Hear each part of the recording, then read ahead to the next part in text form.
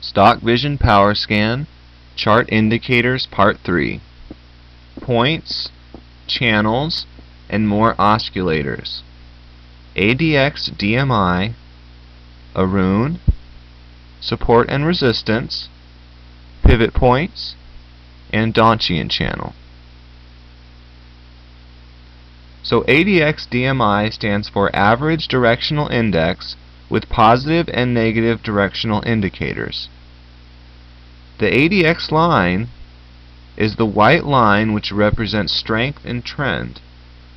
The green line is the positive directional line, and the red line is the negative directional line. So look what happens here. We see an increasing strength and trend, and as soon as the green line crosses above, you see nice gains. The same happens here. And to the contrary, we see a strength and trend increasing here while the red line crosses above. And look at that short. It also happens again right here. That's ADX DMI, Average Directional Index, with positive and negative directional indicators. Next is a rune. A rune is a system that determines whether a stock is trading and how strong the trend is.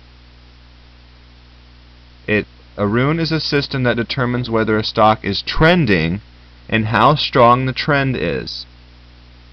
The indicator is shown between 0 and 100% as oscillators. You have the green line, which is the up rune, and you have the red line, which is the down rune.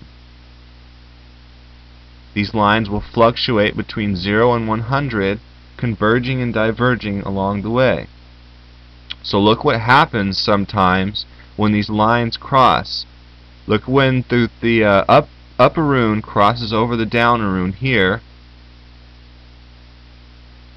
here, and here. Those are good examples. Also, when the down rune, the red line, crosses above the upper rune, the green line, right here, and right here.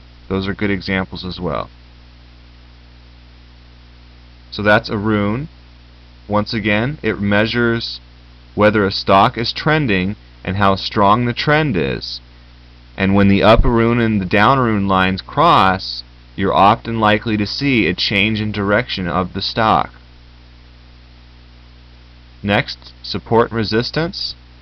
Support and resistance are levels that define a range in which a stock tends to trade over time. The definition of support, this is the support line. The definition of support is a price level that a stock tends to not go above as it is going up over a period of time. Resistance is a price level that a stock tends to not go below as it is going down over a period of time. So you can see how S sort of bounces on and off its support and resistance lines over this period of time. So that's pretty straightforward. That brings us to pivot points. Pivot points is similar to support and resistance, but it expands on it a little bit more. First of all, the white line here is your pivot point. A pivot point is a price level of significance in technical analysis, as well as all of these other price levels. The pivot point is calculated by taking the high plus the low plus the close divided by 3. Then you take that pivot point and you calculate your S and R lines, your support and resistance lines above and below that pivot point. So to calculate S1, for example, you would take 2 times the pivot point minus the high. To calculate R1, it's the inverse. You would take 2 times the pivot point minus the low. Also, S2 would be the pivot point plus the high minus the low. R2, the inverse, would be the pivot point minus the high minus the low, and so on. So these resistance and support levels and pivot points are often used as entry and exit points by traders.